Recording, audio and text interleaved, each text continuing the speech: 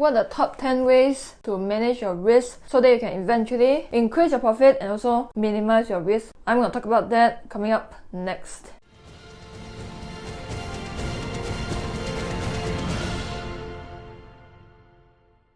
So risk management is the one very important thing that separates professional traders from the retail traders who are not making money. So the first way that you can manage your risk is what hedge funds do. And as the name suggests, you hedge your positions, which means that if you make a buy in this one position, then you make a sell in another asset class or another currency pair, so that in the event that this first position doesn't work out, your other position is going to make a profit, and this profit is going to cover up your losses for this first position. The good thing about hedging is that it can minimize your risk tremendously, but then the downside of that is going to minimize your profits at the same time. So if you want me to talk about hedging more in detail, let me know down in the comment section below, and then I'll do a video on that. Second tip, so a lot of beginner traders, a lot of amateur traders, a lot of losing traders, they calculate their lot size haphazardly, and a lot of times they calculate their lot size based on emotions. I'm feeling good today, so I'm gonna trade bigger. I'm feeling shitty today, I'm gonna trade a little bit smaller. Your lot size should be calculated with the right formula, with a proper step, with a proper system. Before you even open the trade, you need to pull out your Excel sheet, your calculator, and then calculate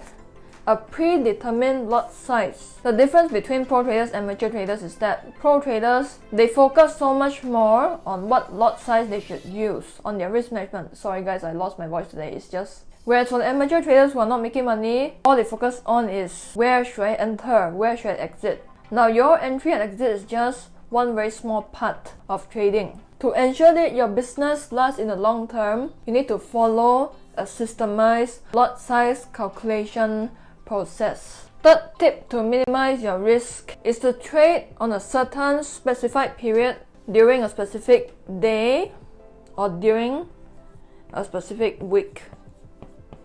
Let's say for example you're a day trader.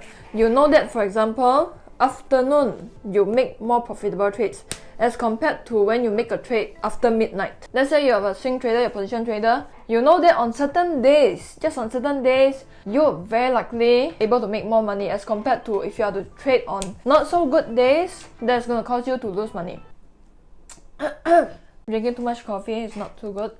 So in order to determine which hour of the day is more profitable for you and least profitable for you, and which week is more profitable and least profitable, is to go back and look at your trading journal. Look at your trading journal. Now if you haven't have a trading journal and you're already trading, go back and watch my trading journal video. Because if you are trading right now in a live account without a trading journal, you're in big trouble. Tip number 4 is to diversify your whole entire portfolio. And what do I mean by diversification? It means that you are creating what we call a balanced portfolio. Now what does it mean by a balanced portfolio? It means that it's going to involve a lot of calculations, which my professors taught me for a very long time. But to put it simply, in order for diversification to work out, the lower the correlation between all of these asset class, the more effective your diversification is. If all of them are correlated to each other and you are going all in all of them, you are not diversifying. You are over leveraging, you are maximizing your risk, you are overexposing yourself to market risk. But don't be careful with diversification.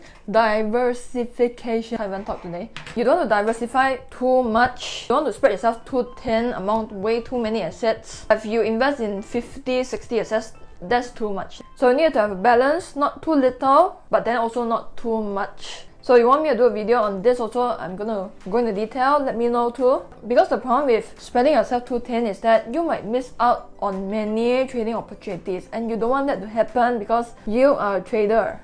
And if you're investing into 3 currency pairs that are directly correlated, is that considered diversification? Not so much, because let's say if you trade into currency 1, currency 2, currency 3, and all of them are directly correlated to each other, you're overexposing yourself to massive risk. Then you might as well focus on that one currency pair only that gives you the highest probability of winning that trade. Tip number is to have a very optimal stop loss level. If you are not trading with stop loss, especially as a beginner, then you need to have one. I know you don't want to lose money, but then do you want to lose big in the long run, or do you want to lose small in the small run? Small run?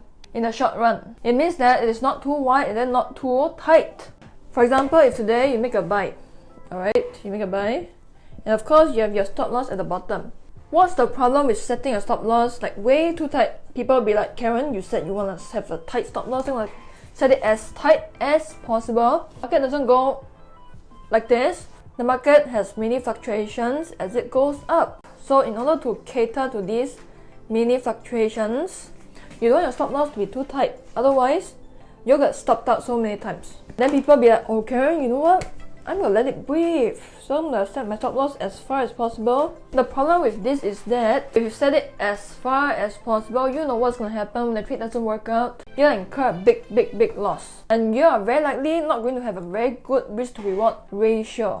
So it means that you need to have a balance between having a stop loss that's not too wide and then also not too tight. It has to be just at the right place, where you give the price enough room to breathe, but then you know that very likely it wouldn't go beyond this point most of the time, and then it's going to retrace and go up. So how do you determine the optimal level? It's by back testing. Testing out different stop loss levels and see which is the best place to put your stop loss. Tip number, trade the more predictable pairs.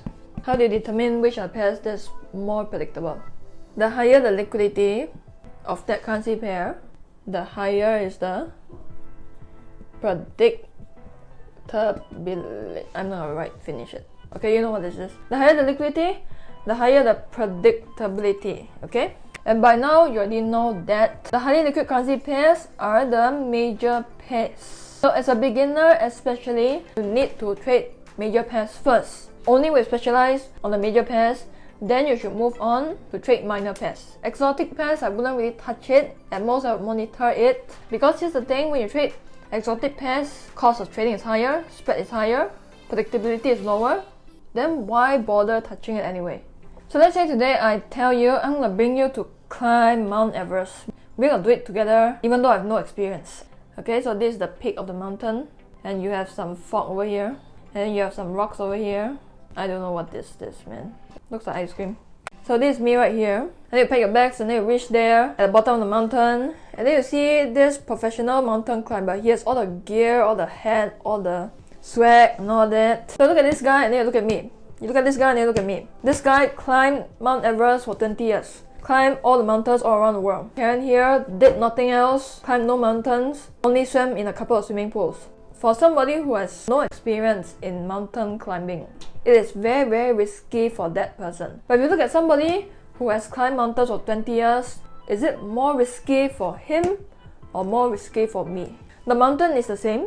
It's more risky for one person, less risky for another person. So just like anything in life, to reduce your risk in something, you can do it by increasing your skills or increasing your experience. Not only apply to Forex, but also apply to other asset class that you invest in. Only climb the mountains that you understand. Only trade or invest in assets that you understand.